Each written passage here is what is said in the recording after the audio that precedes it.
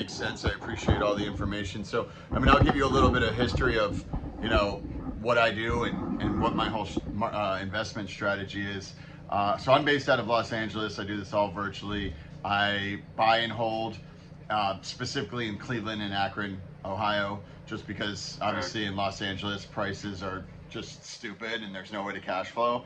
But I do Section 8. So that's why I said, you know, I'd probably evict the tenant just because it's way under rent, but under market. But then I put in a Section 8 tenant in there. It's guaranteed rent, and that's basically my whole thing. I do, you know, pretty much exclusively do kind of creative financing deals, whether it's subject to or seller financing. But I mean, the only difference with me is I'm not looking to shop the note. I'm looking to keep it myself. I mean, that's the whole point. Right. And I do that just because it's easier to scale through that method as opposed to going the route of getting financing. And honestly, a lot of the houses, you know, I look for, things can be outdated, but I do look for fairly move-in ready, like fresh coat of paint, new carpet, just cosmetic fixers. But, you know, it's hard to get financing for a lot of these houses because they are old, and then you're getting an appraisal, and then you have to wait 30 days. So I find that it's not really great for the seller either, because you're just kind of waiting in limbo for a month.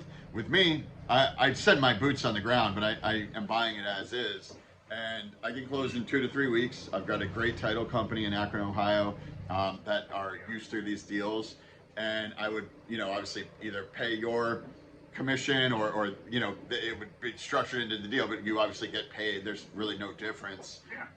Is that something, should I and I can put it, so what I do is I typically try to give 2 different options. So I would just email you my offer sheet, and with 2 options, and then you could present it and kind of just see where the client's head at. And honestly, I mean, if this is something they consider and it works out, knowing that they have more properties, we could do more. I mean, I'm looking to scale, and it doesn't do me any good to only have one in the area. So especially, are the properties kind of clustered around in that area, or how are they on a map? I would say they're all essentially within city limits of Cleveland. Most of them are going to be on the west side. Probably there are a couple on the east side, but yeah, they're all greater Cleveland, and most of them within the city limits.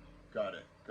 So yeah, can you do me a favor and text me your email address, and then what I'll do is, I mean, like I said, I'll shoot you over a couple options, and we can just kind of go from there. Sound good? Yeah, perfect, man. I'll text you right now. I appreciate the call. Hey, believe me, I love to tell you. Yeah, I bet. Trust me. So. You know, it's so funny. I talk to agents a lot of agents don't really get seller financing, and I said, like, look, your house is, your listing's been on the market for over 100 days. You don't get paid until it sells, right? And like, why do you want to just keep answering the phone and just, you know, being their receptionist? I don't really get it, especially, you know, look, with rising interest rates and all this stuff, we just have to look for more creative ways to get deals done, you know? Yeah, I mean, they definitely considered, I think they will consider, I mean, they did consider one other one where they were going to hold the note.